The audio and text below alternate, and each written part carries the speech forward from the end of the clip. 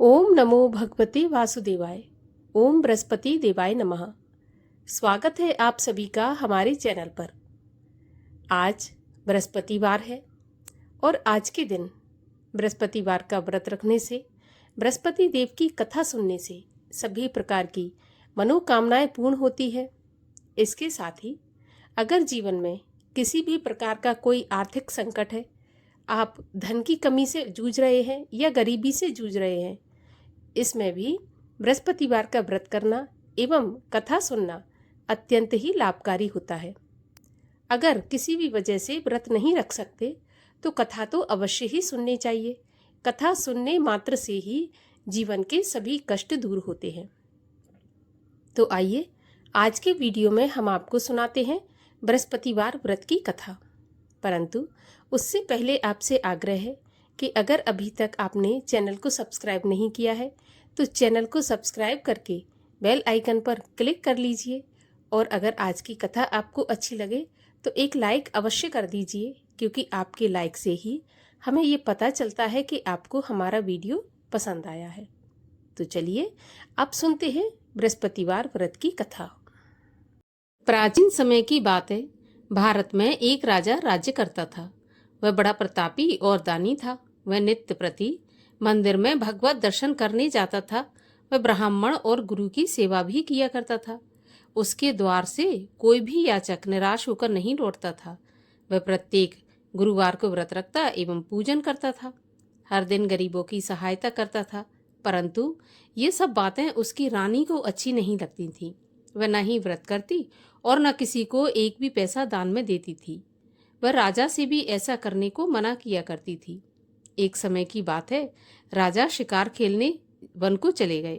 घर पर रानी और दासी थी। उस समय गुरु बृहस्पति साधु का रूप धारण करके राजा के दरवाजे पर भिक्षा मांगने आए।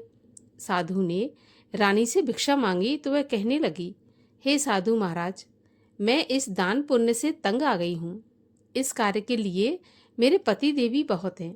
अब आप ऐसी कृपा करें कि मेरा सारा धन नष्ट हो जाए और मैं आराम से रह सकूं। साधु रूपी बृहस्पति देव ने कहा, देवी, तुम तो बड़ी विचित्र हो। संतान और धन से कोई दुखी नहीं होता, सभी इसको चाहते हैं। पापी भी पुत्र और धन की इच्छा करता है। अगर तुम्हारे पास धन अधिक है तो भूखे मनुष्यों को भोजन कराओ, प्याऊ लगवाओ, ब्राह्मणों को दान दो, धर्मशालाएं बनवाओ, कुआं, तालाब, बावड़ी, बाग बगीचों आदि का निर्माण करवाओ तथा निर्धनों की कुमारी कन्याओं का विवाह कराओ। साथ ही यज्ञ आदि करो। इस प्रकार के करने से आपके कुल का और आपका नाम परलोक में सार्थक होगा एवं स्वर्ग की प्राप्ति होगी। परंतु रानी साधु की इन बातों से खुश नहीं हुई। उसने कहा, हे साधु महाराज, मुझे ऐसे धन की आवश्यकता नहीं जिसको मैं अन्य लोगों को दान दूं तथा जिसको रखने और संभालने में ही मेरा सारा समय नष्ट हो जाए। साधु ने कहा, देवी, यदि तुम्हारी ऐसी इच्छा है तो जैसा मैं तुम्हें बताता हूँ तुम वैसा ही करना। बृहस्पतिवार के दिन घर को गोबर से लीपना, अपने केशों को पीली मिट्टी से धोना, केशों को धोते समय स्नान करना, राजा से कहना वह हजामत करवाए, भोजन में मांस मदिरा खाना, कपड़ा धोबिकियां धुलने डालना। इस प्रकार 7 बृहस्पतिवार करने से तुम्हारा सारा धन नष्ट हो जाएगा। ये कहकर साधु महाराज रूपी बृहस्पति देव अंतर्ध्यान हो गए। रानी ने साधु के कहने के अनुसार 7 बृहस्पतिवार वैसा ही करने का विचार किया। साधु के बताए अनुसार करते हुए केवल 3 बृहस्पतिवार ही बीते थे कि उसकी समस्त धन संपत्ति नष्ट हो गई। भोजन के लिए दोनों समय परिवार तरसने लगा और सांसारिक भोगों से दुखी रहने लगा। तब वह राजा रानी से कहने लगा कि रानी, तुम यहाँ पर रहो, मैं दूसरे देश को जाता हूँ, क्योंकि यहाँ पर मुझे सभी मनुष्य जानते हैं, इसलिए मैं यहाँ कोई कार्य नहीं कर सकता। ऐसा कहकर राजा परदेश चला गया। वहाँ जंगल से लकड़ी काट कर लाता और शहर में बेचता। इस तरह से जीवन बिताने लगा। इधर राजा के बिना रानी और दासियां दुखी रहने लगी। किसी दिन भोजन मिलता और किसी दिन पानी पीकर ही रह जाती। एक समय रानी और दासियों को 7 दिन बिना भोजन के व्यतीत हो गए। तो रानी ने अपनी दासी से कहा कि दासी, यहाँ पास ही के नगर में मेरी बहन रहती है। वह बड़ी धनवान है। तू उसके पास जा और वहां से 5 सेर बेझर मांग के ले आ, जिससे कुछ समय के लिए गुजर हो जाएगी। दासी रानी की बहन के पास गई। रानी की बहन उस समय पूजा कर रही थी। बृहस्पतिवार का दिन था।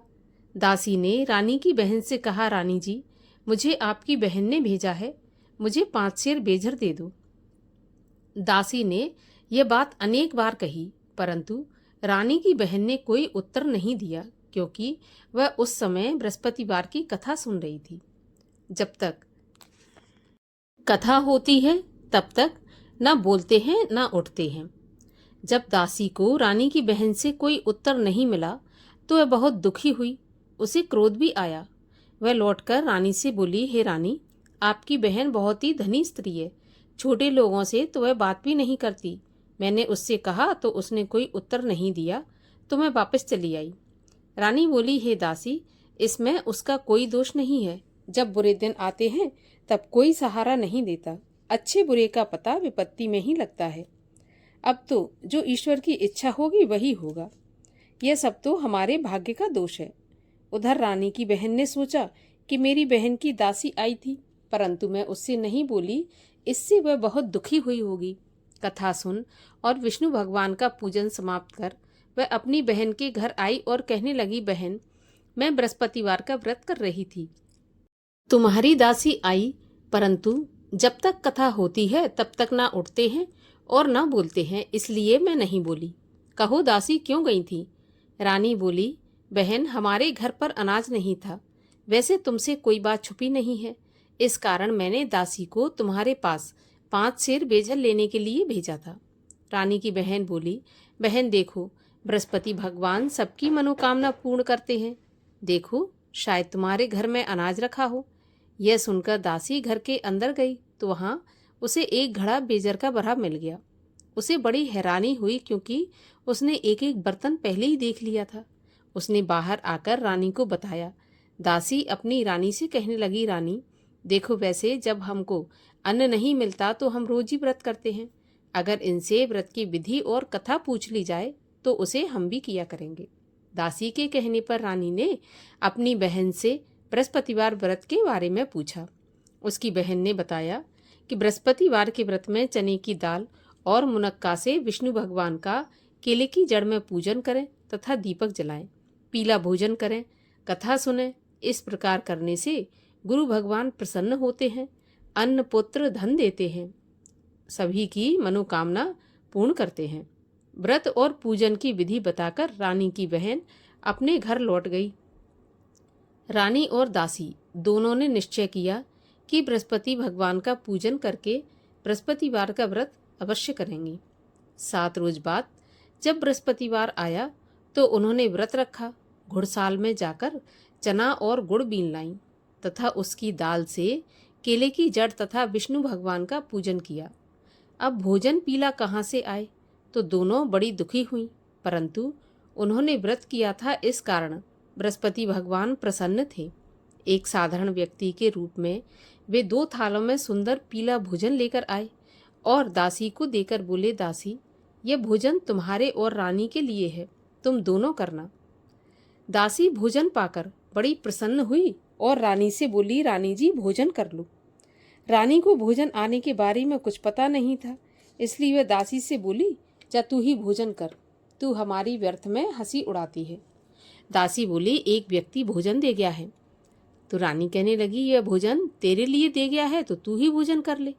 दासी ने कहा, वह व्यक्ति हम दोनों के लिए 2 थालों में भोजन देकर गया है, इसलिए मैं और आप दोनों ही साथ साथ भोजन करेंगे। दोनों ने गुरु भगवान को नमस्कार करके भोजन प्रारंभ किया। उसके बाद से वे प्रत्येक बृहस्पतिवार को गुरु भगवान का व्रत और पूजन करने लगी। बृहस्पति भगवान की कृपा से उनके पास धन हो गया, परंतु रानी फिर पहले की तरह आलस करने लगी। तब दासी बोली, देखो रानी, तुम पहले भी इस प्रकार आलस करती थी, तुम्हें धन के रखने में कष्ट होता था, इस कारण सभी धन नष्ट हो गया। अब गुरु भगवान की कृपा से धन मिला है तो फिर तुम्हें आलस होता है। बड़ी मुसीबतों के बाद हमने यह धन पाया है, इसलिए हमें दान पुण्य करना चाहिए। भूखे मनुष्यों को भोजन कराओ, प्याऊ लगवाओ, ब्राह्मणों को दान दो, कुआं, तालाब, बावड़ी आदि का निर्माण कराओ, मंदिर, पाठशाला बनवाकर दान दो, कुंवारी कन्याओं का विवाह करवाओ, धन को शुभ कार्यों में खर्च करो, जिससे तुम्हारे कुल का यश बढ़े तथा स्वर्ग प्राप्त हो और पितृ प्रसन्न हो। दासी की बात मानकर रानी ने इसी प्रकार के कर्म करने प्रारंभ कर दिए। अब तो उसका काफी यश फैलने लगा। एक दिन रानी और दासी आपस में विचार करने लगीं कि ना जाने राजा किस दशा में होंगे, उनकी कोई खोज खबर नहीं है। गुरु भगवान से उन्होंने प्रार्थना की और भगवान ने रात्रि में राजा को सपने में कहा कि राजा उठ, तेरी रानी तुझको याद करती है, अब अपने देश को लौट जा। राजा प्रातःकाल उठा, यह विचार करने लगा कि स्त्री जाति खाने और पहनने की ही साथी होती है, पर भगवान की आज्ञा मानकर वह अपने नगर को चलने के लिए तैयार हुआ। जब राजा परदेश गया तो परदेश में बहुत दुखी रहने लगा था। प्रतिदिन जंगल से लकड़ी बीन कर लाता और उसे शहर में बेचकर अपने दुखी जीवन को बड़ी कठिनता से व्यतीत करता था। एक दिन राजा दुखी होकर अपनी पुरानी बातों को याद करके रोने लगा।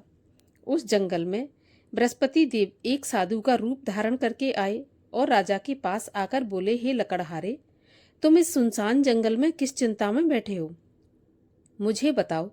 यह सुनकर राजा के नेत्रों में जल भर आया और साधु की वंदना करके बोला, हे प्रभु, आप सब कुछ जानने वाले हैं। इतना कहकर राजा ने साधु को अपनी संपूर्ण कहानी सुना दी। महात्मा दयालु होते हैं। वे राजा से बोले, हे राजा, तुम्हारी पत्नी ने बृहस्पति देव के प्रति अपराध किया था, जिसके कारण तुम्हारी ऐसी दशा हुई। अब तुम किसी प्रकार की चिंता मत करो, भगवान तुम्हें पहले से अधिक धन देंगे। देखो, तुम्हारी पत्नी ने बृहस्पतिवार का व्रत प्रारंभ कर दिया है। अब तुम भी बृहस्पतिवार का व्रत करके चने की दाल व गुड़ जल के लोटे में डालकर केले का पूजन करो, फिर कथा कहो या सुनो, भगवान तुम्हारी सभी कामनाओं को पूरा करेंगे। साधु को प्रसन्न देखकर राजा बोला, हे प्रभु, मुझे लकड़ी बेचकर इतना पैसा नहीं बचता जिससे भोजन करने के उपरांत कुछ बचा सकूं। मैंने रात्रि में अपनी रानी को व्याकुल देखा है। मेरे पास कोई साधन नहीं जिससे उसका समाचार जान सकूं। फिर मैं बृहस्पति देव की क्या कहानी कहूं, यह भी मुझको मालूम नहीं है। तब साधु ने कहा, हे राजा, तुम किसी बात की चिंता मत करो। बृहस्पतिवार के दिन तुम रोज की तरह लकड़ियां लेकर शहर में जाना। तुम्हें रोज से दोगुना धन प्राप्त होगा, जिससे तुम भली भांति भोजन कर लोगे और बृहस्पति देव की पूजा का सामान भी आ जाएगा। और बृहस्पति देव की कहानी इस प्रकार से है। प्राचीन काल में एक बहुत निर्धन ब्राह्मण था। उसकी कोई संतान नहीं थी। वह नित्य पूजा पाठ करता, परंतु उसकी स्त्री बहुत मलिनता के साथ रहती थी। वह न स्नान करती, न किसी देवता का पूजन करती।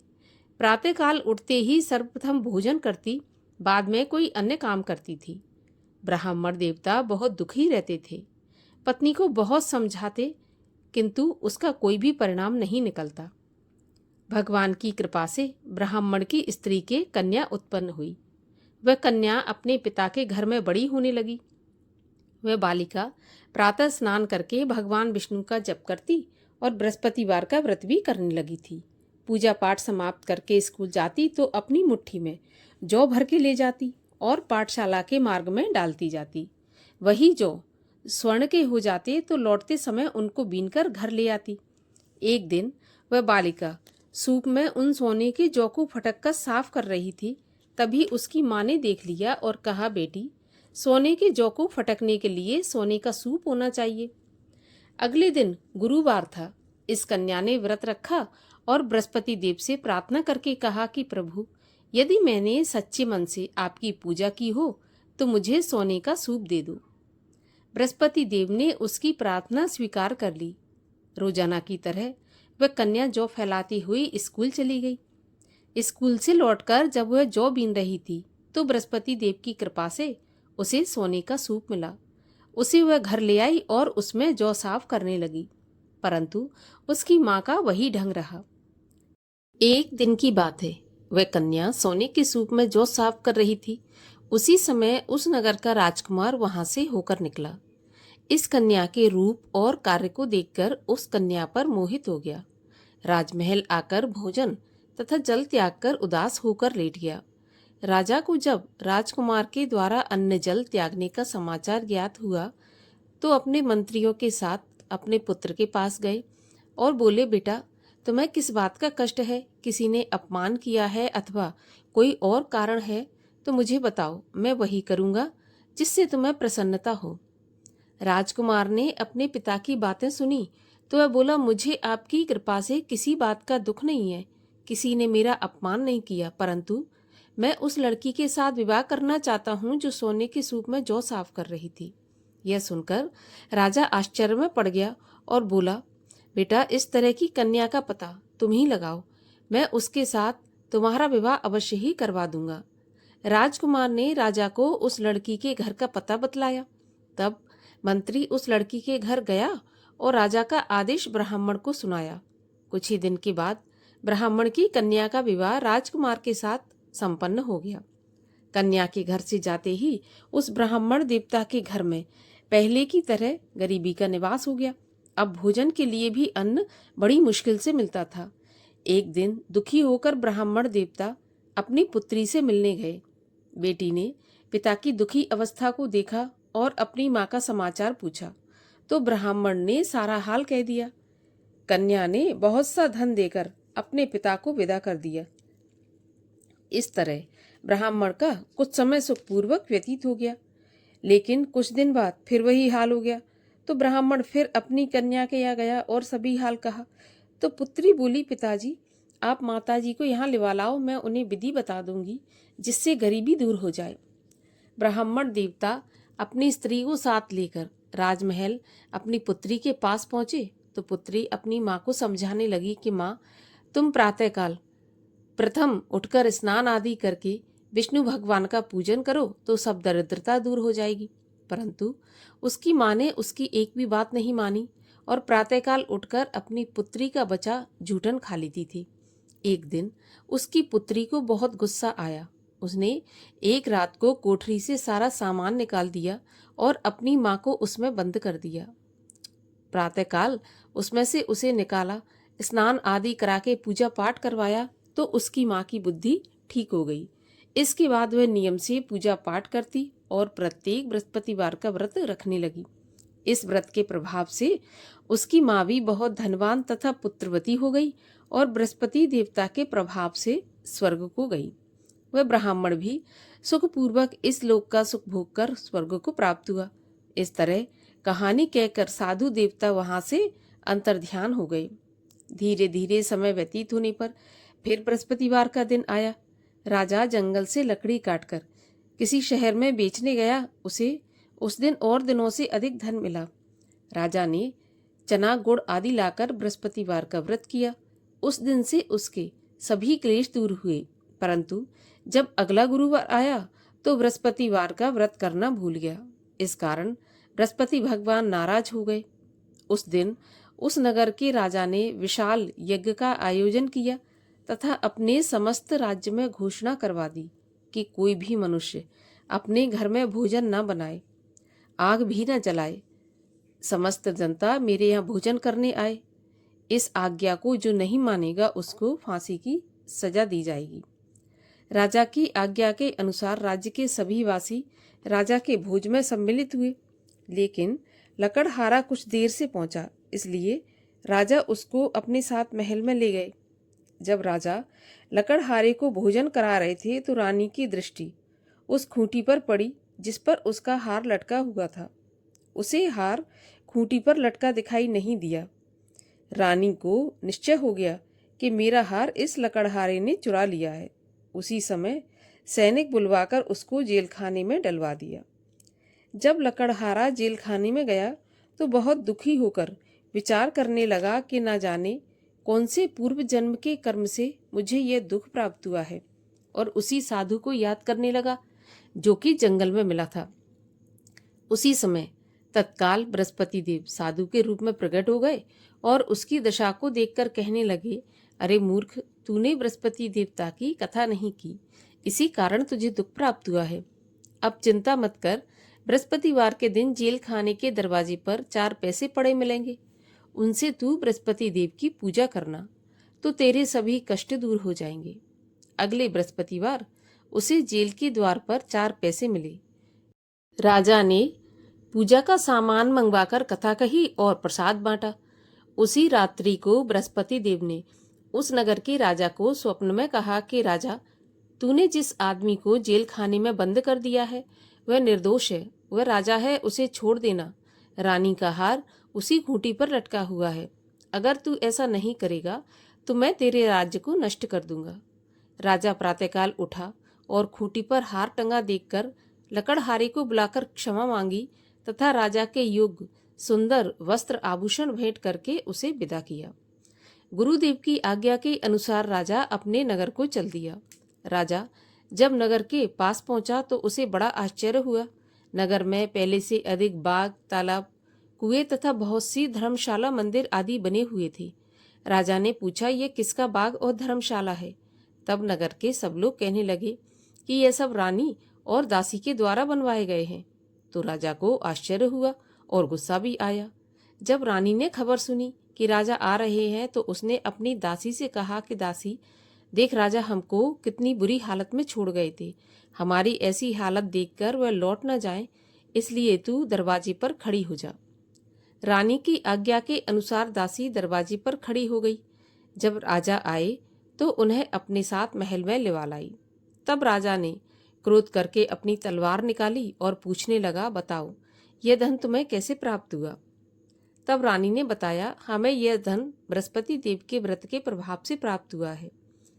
तो राजा ने निश्चय किया कि 7 रोज बाद तो सभी बृहस्पति देव का पूजन करते हैं, परंतु मैं रोजाना दिन में 3 बार कथा कहा करूंगा तथा रोज व्रत किया करूंगा। अब हर समय राजा के दुपट्टे में चने की दाल बंधी रहती तथा दिन में 3 बार कथा कहता। एक दिन राजा ने विचार किया कि चलो अपनी बहन के यहाँ हो आऊं। इस तरह निश्चय कर राजा घोड़े पर सवार हो अपनी बहन के यहाँ चल दिया। मार्ग में उसने देखा कि कुछ आदमी एक मुर्दे को लिए जा रहे हैं। उन्हें रोककर राजा कहने लगा, अरे भाइयों, मेरी बृहस्पति देव की कथा सुन लो। वे बोले, लो हमारा तो आदमी मर गया, इसको अपनी कथा की पड़ी है। परंतु कुछ आदमी बोले, अच्छा कहो, हम तुम्हारी कथा भी सुनेंगे। तो राजा ने दाल निकाली और कथा कहनी शुरू कर दी। जब कथा आधी हुई थी तो मुर्दा हिलने लगा और जब कथा समाप्त हुई तो वह मुर्दा राम राम करके उठकर खड़ा हो गया। राजा आगे बढ़ा। उसे चलते चलते शाम हो गई। आगे मार्ग में उसे किसान खेत में हल चलाता मिला। राजा उससे बोला, अरे भैया, मेरी बृहस्पतिवार की कथा सुन लो। किसान बोला, जब तक मैं तेरी कथा सुनूंगा तब तक 4 हरैया जोत लूंगा। जा अपनी कथा किसी और को सुनाना। राजा आगे चलने लगा। राजा के हटते ही बैल पछाड़ खाकर गिर गए तथा किसान के पेट में बहुत जोर से दर्द होने लगा। उसी समय किसान की पत्नी रोटी लेकर आई। उसने जब यह देखा तो अपने पुत्र से सभी हाल पूछा और बेटे ने सभी हाल बता दिया। तो बुढ़िया दौड़ी दौड़ी उस घुड़सवार के पास गई और उससे बोली, मैं तेरी कथा सुनूंगी, तू अपनी कथा मेरे खेत पे चलकर ही कहना। राजा ने लौटकर बुढ़िया के खेत पर जाकर कथा कही, जिसके सुनते ही बैल खड़े हो गए तथा किसान के पेट का दर्द भी बंद हो गया। राजा अपनी बहन के घर पहुंच गया। बहन ने भाई की खूब मेहमानी की। दूसरे दिन प्रातःकाल राजा जगा तो वह देखने लगा कि सब लोग भोजन कर रहे हैं। तो राजा ने अपनी बहन से पूछा कि ऐसा कोई मनुष्य है जिसने भोजन नहीं किया हो, जो मेरी बृहस्पतिवार की कथा सुन ले। तो बहन बोली, भैया, यह देश ऐसा ही है। पहले यहाँ के लोग भोजन करते हैं, बाद में अन्य काम करते हैं। अगर कोई पड़ोस में हो तो मैं देख कर आती हूँ। ऐसा कहकर बहन देखने चली गई, परंतु उसे कोई ऐसा व्यक्ति नहीं मिला जिसने भोजन नहीं किया हो। अतः वह एक कुम्हार के घर गई जिसका लड़का बीमार था। उसे मालूम हुआ कि उसके यहाँ 3 दिन से किसी ने भोजन नहीं किया। रानी ने अपने भाई की कथा सुनने के लिए कुम्हार से कहा तो वह तैयार हो गया। राजा ने जाकर बृहस्पतिवार की कथा कही, जिसको सुनकर उसका लड़का ठीक हो गया। अब तो राजा की प्रशंसा होने लगी। एक दिन राजा ने अपनी बहन से कहा, बहन, मैं अपने घर को जाऊंगा, तुम भी तैयार हो जाओ। राजा की बहन ने अपनी सास से अपने भाई के साथ जाने की आज्ञा मांगी। तो सास बोली, चली जा, परंतु अपने लड़कों को मत ले जाना, क्योंकि तेरे भाई की कोई संतान नहीं होती। बहन ने अपने भैया से कहा, भैया मैं तो चलूंगी, पर कोई बालक नहीं जाएगा। राजा बोला, जब कोई बालक नहीं जाएगा तो तुम क्या करोगी?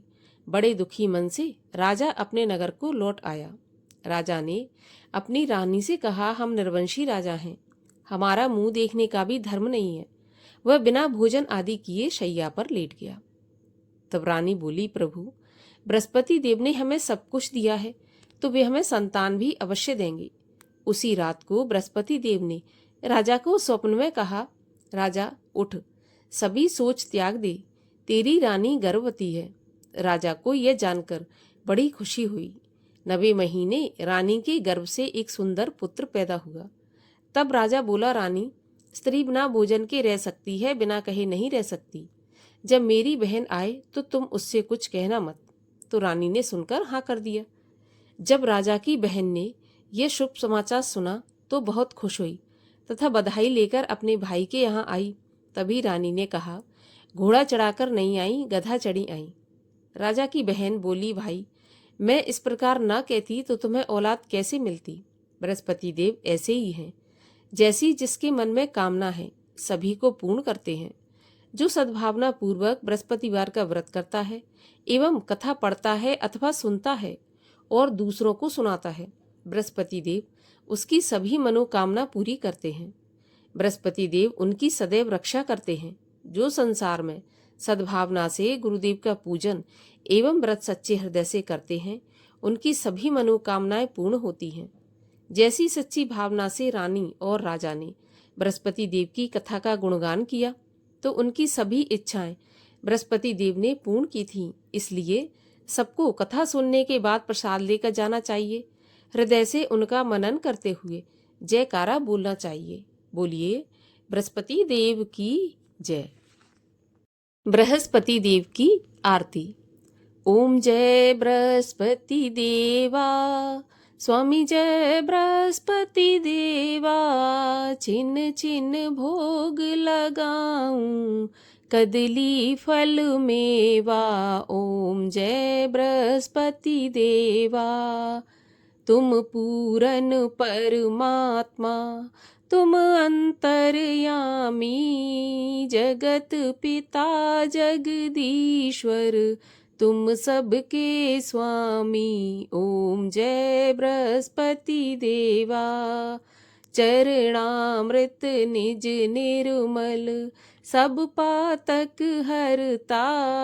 सकल मनोरथ दायक, कृपा करो भरता। ओम जय बृहस्पति देवा। तन मन धन अर्पण कर, जो जन शरण पड़े। प्रभु प्रकट तब होकर, आकर द्वार खड़े। ओम जय बृहस्पति देवा। दीन दयाल दयानिधि, भक्तन हितकारी। पाप दोष सब हरता, भव बंधन हारी। ओम जय बृहस्पति देवा। सकल मनोरथ दायक, सब संशय हारो। विषय विकार मिटाओ, संतन सुखकारी। ओम जय बृहस्पति देवा। जो कोई आरती प्रभु की, प्रेम सहित गावे। जेठानंद आनंद कर, सो निश्चय पावे। ओम जय बृहस्पति देवा। बोलो विष्णु भगवान की जय। बोलो बृहस्पति देव भगवान की जय।